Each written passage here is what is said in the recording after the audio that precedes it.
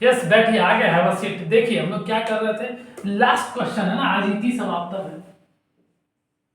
Question number 16 sir, ठीक है।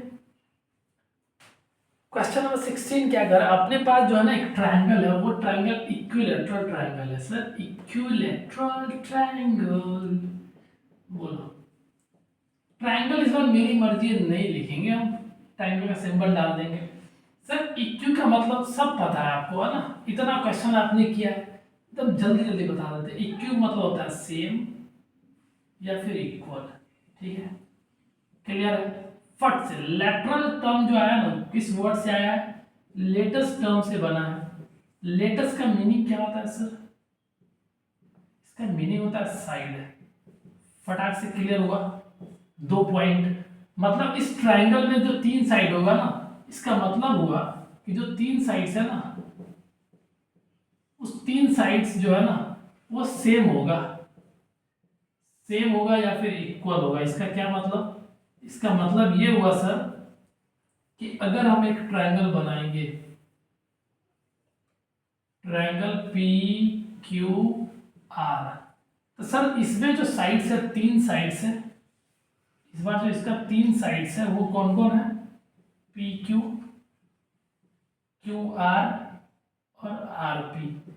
ये तीनों साइड आपस में मैथमेटिकली इक्वल है या फिर सेम है। इसी को मैं कैसे बता सकता हूं, ऐसे बता सकता हूं, इधर देखिए, ऐसे बता सकता हूं कैसे, कि पी क्यू बराबर है क्यू आर के और ये बराबर है आर पी के। ये मैथमेटिकली इसका मीनिंग हुआ, क्लियर है। इसका मतलब ये लेंथ, ये लेंथ, ये लेंथ, तीनों साइड आपस में लेंथ में बराबर है, ठीक है। अभी नहीं लिखना है, पहले समझना है, ठीक है, बैठिए, क्लियर है। अब ये बातें आपको पता हो गया, और इस ट्रायंगल में एक और इंफॉर्मेशन दिया हुआ है। एक तो ये पता चला कि ये ट्रायंगल क्या है, इक्विलेटरल ट्रायंगल है, ठीक है। तो जो अपने पास इंफॉर्मेशन आया वो आया ट्रायंगल पी क्यू आर, ये इक्विलेटरल ट्रायंगल है। कौन है, इक्विलेटरल ट्रायंगल है, पहला इंफॉर्मेशन। दूसरा, इस ट्रायंगल का एरिया दिया हुआ है सर, एरिया, एरिया दिया हुआ किसका, ट्रायंगल पी क्यू आर का, वो वैल्यू किसके बराबर है, 81 इंटू रूट 3 सेंटीमीटर, ये दिया हुआ है। आपको समझाया मैंने कुछ कि नहीं,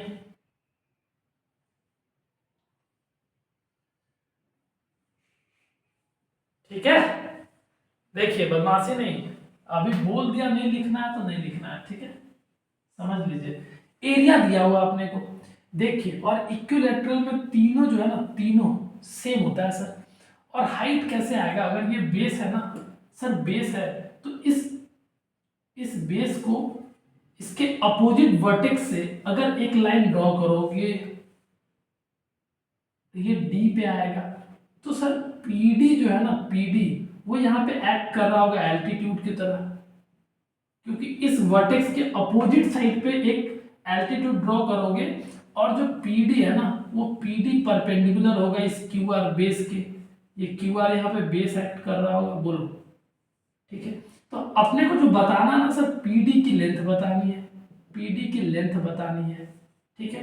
पीडी की लेंथ बताएंगे मतलब height of the triangle P Q R आएगा, हंसते हुए। देखिए आपको सारा इंफॉर्मेशन दिया हुआ है, एरिया दिया हुआ है। अब एरिया दिया हुआ है, आपको साइड लेंथ नहीं पता है, ठीक है सर, नहीं पता है। तो ये मान लेते हैं कि पी क्यू और क्यू आर और आर पी, ठीक है सर, ये बराबर है किसके, ई यूनिट के बराबर है, ई सेंटीमीटर के बराबर है, ठीक है। अब ये अपने को आ जाएगा ई की वैल्यू, तो हम आराम से निकाल सकते हैं, वो हम आगे बताएंगे, पहले अब इधर प्रोसीड करते हैं, ठीक है। इस ट्रायंगल में अब अपने को पी क्यू की वैल्यू पता हो गया, पी क्यू की वैल्यू क्या आएगी, पी क्यू की वैल्यू,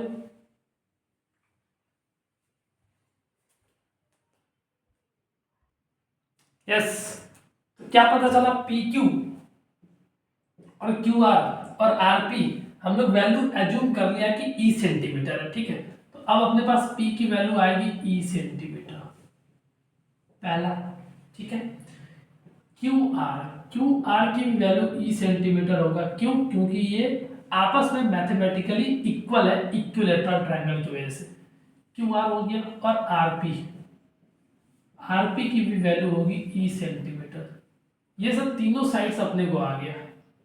जब थ्री साइड्स मिल जाते हैं तो आप हिरन साहब को बुलाओगे, हिरन साहब आएंगे तो पहले आपसे सेमी पेरीमीटर निकलवा लेंगे, किसका? ट्रायंगल पी क्यू आर का।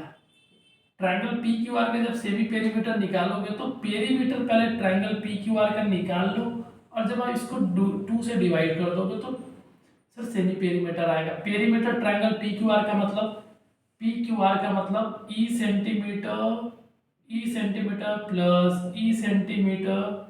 प्लस मैं डायरेक्ट लिख दे रहा हूँ ई सेंटीमीटर बाई 2। इसकी वैल्यू आएगी 3 ई सेंटीमीटर बाई 2। इसको और सजा के लिख दो 3 ई बाई 2 ये सेंटीमीटर, ये एस की वैल्यू आ जाएगी सर। क्लियर है? जैसी एस की वैल्यू आ गई, अब आगे प्रोसीड कर सकते हैं आप। आगे ये कर सकते हैं, मुझे तो मिटाने होगा कुछ ना कुछ। आइए ये पोर्शन कर देना, ठीक है। आप लिख लिए होंगे, है ना? नहीं लिखे होंगे तो वीडियो को बैक करके फिर से लिख लीजिएगा। एस की वैल्यू आ गई। अब एरिया किसका? ट्रायंगल पी क्यू आर का कैसे निकलेगा? हिरन साहब का फॉर्मूला लगा दीजिए, under root S into S minus A into S minus B into S minus C, ठीक है सर। और यूनिट क्योंकि एरिया का CM स्क्वायर है तो ये हो जाएगा। अब एस की वैल्यू अंडर रूट के अंदर एस की वैल्यू क्या आएगी? 3e बाई 2 एस की वैल्यू है 3e बाई 2 माइनस ए। इसको a मान लो, ये b मान लो, ये c मान लो। एक्चुअली हिरन्स फार्मूला में ए बी सी का मतलब होता है side length all three sides of equilateral triangle, ठीक है। इस केस में इक्विलैटरल ट्रायंगल पर ए बी सी का मतलब होता है कोई भी ट्रायंगल का 3 साइड का लेंथ दिया हुआ, ठीक है। 3e बाई 2 और ए मतलब e, एस मतलब 3e बाई 2 माइनस ई, और एस 3e बाई 2 माइनस ई और CM स्क्वायर, ठीक है। अब आगे कैलकुलेट करिए इसको। 3e बाई 2, सर इसको क्या करोगे? डायरेक्ट लिखोगे आप ना तो 2 आ जाएगा, 3e माइनस 2e। इसको भी लिखोगे तो 2 3e minus 2e, 3e minus 2e। CM square बाहर आ जाएगा। अब इसको छोटा कर लो, छोटा करने का मतलब इसको और सॉल्व करिए, रिड्यूस हो जाएगा ये 3e बाई 2, 2e में से 3e में से 2 गया तो e बाई 2 बचेगा, e बाई 2 जाएगा, e बाई 2 जाएगा सर, बाहर CM स्क्वायर हो जाएगा। आई बात समझ में? ये एरिया आ रहा होगा, ठीक है। देखिए आप जो है ना इसको ऐसे लिखिए, 2 का स्क्वायर, ये इन दोनों को इनटू करके नीचे है 2 का स्क्वायर हो जाएगा। अब ऊपर क्या लिखोगे आप? ऊपर 3 को तो ऐसे ही लिखो इंटू ई का स्क्वायर इंटू ई का स्क्वायर बोलो, अब बाहर में CM का स्क्वायर हो जाएगा। अब क्या करोगे आप? अब करोगे कुछ नहीं, इसमें से एक ई बाहर निकालो, इसमें से एक ई बाहर निकलेगा, ठीक है। और इसमें से एक 2 बाहर निकलेगा सर, एक 2 बाहर निकलेगा सर। तो अब सिर्फ रूट जो बच जाएगा सिर्फ √3 के ऊपर बच जाएगा, CM स्क्वायर। इसको और बढ़िया से सजा के लिख दोगे तो E square by 4 √3 CM square. ये सर एरिया आ गया। जैसे एरिया आ गया सर, ठीक है, एरिया आ गया तो इक्वेट कर दो ना, पहले से area of triangle P Q R दिया हुआ है और area of triangle P Q R पहले से दिया हुआ है और आपको आया क्या, ई स्क्वायर बाई 4 √3 ये पहले से आया और आपको इसकी वैल्यू दी हुई है √3। ठीक है सर, अब यहां से क्रॉस मल्टीप्लाई कर दीजिए। क्रॉस मल्टीप्लाई करोगे तो 4 into 81√3 is equal to e square √3 into में सर देखिए, अगर आप इसको फर्दर कैलकुलेट करोगे तो 81 का रूट ऐसे और ये इधर आ जाएगा डिवाइड में और ये ई स्क्वायर की वैल्यू आ जाएगी √3 से √3 इधर। अब ई स्क्वायर की वैल्यू जो आएगी सर 4 इंटू 81 मतलब ई स्क्वायर की वैल्यू जो आ रही होगी आपको 4 8 चौका 32। अब ई की वैल्यू जो आएगी सर अंडर रूट कर दो 324 को, ये आ रही होगी। अब 324 ठीक है, इसको कर लीजिए आप 1 से 2 1 2 24 ठीक है। 8 से जाएगा सर 8 8 64 छोड़ दूना 16 16 6 22 यस 18 आ रहा होगा सर, ये आपको कैलकुलेशन आ ही रहा होगा। तो सर यहाँ से ई की वैल्यू जो आएगी ना, ई की वैल्यू आएगा 18 सेंटीमीटर ठीक है, 18 सेंटीमीटर। तो अब जो पी क्यू की वैल्यू हो जाएगी वो एक्चुअली क्या हो जाएगी, अब पी क्यू की वैल्यू हो जाएगी 18 सेंटीमीटर। अब तीनों बराबर है तो 18 सेंटीमीटर ये भी हो जाएगा और 18 सेंटीमीटर ये भी हो जाएगा, तीनों की वैल्यू आ गई अपने पास, आ गया। अब देखिए अगर एरिया अपने को दिया गया है, एरिया दिया हुआ है पहले से, ये वाला आइटम एरिया है, इससे इक्वेट करके हमने लेंथ निकाल लिया। मुझे बेस चाहिए होगा यहाँ पे जो क्यू आर है, क्यू आर यहाँ पे एक्ट कर रहा है बेस की तरह, तो मुझे बेस तो मिल जाएगा जो कि हम निकाल दिए हैं 18 सेंटीमीटर ठीक है। अब एरिया का फार्मूला फिर से लगा दीजिए, एरिया का फार्मूला फिर से लगाओगे, area of triangle P Q R, तो वो निकल के आएगा half into base into height.